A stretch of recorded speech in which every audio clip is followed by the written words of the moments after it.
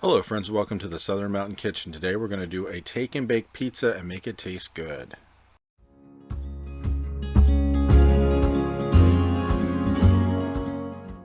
So if you've been through the grocery store, even Walmart, and you saw a take and bake pizza, it looks a little bit like this. Not really appetizing, not really great, and you're going to open it up and find out why once you get it, because everything is sloshed all over the place. There's really not the right amount of cheese on it and everything, but this can be rescued and made to taste good, especially if it's like around the holidays or just a busy week and you need something extra to put for lunch or whatever. You can make this good. The one that I chose is a 3-meat combination, and there's plenty of meat on here. The problem being is the pepperoni isn't really so much pepperoni as some kind of sliced sausage. Doesn't have the right taste to it, but we can fix this. We're going to do it with a few ingredients you probably already have around the house, or some you might have around just to do this.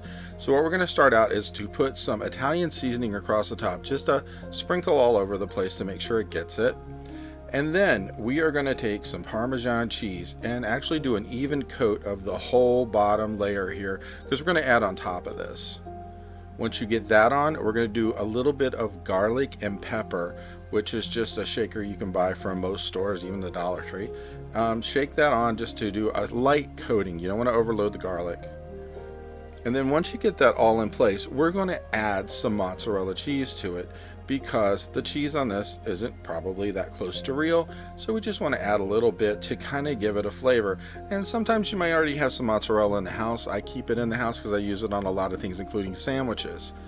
So just an even coating across the top will definitely change the taste. And then on top of that, we are going to add some pepperoni that is real. You don't even have to overload this. I'm making this more of a lot of pepperoni because I like pepperoni. You can do as much or as little as you want to, and just basically do an even coating of this across the top, just going around in a circle and then doing it on the inside of that as well.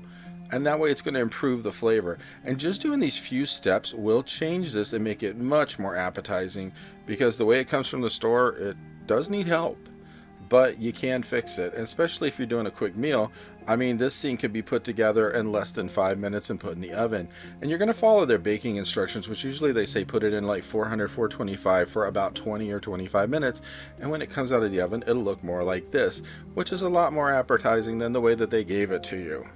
And this is a great meal. You can easily just cut this up. If you have extra, you can refrigerate it, rewarm it the next day, or do whatever it is you want to do with it.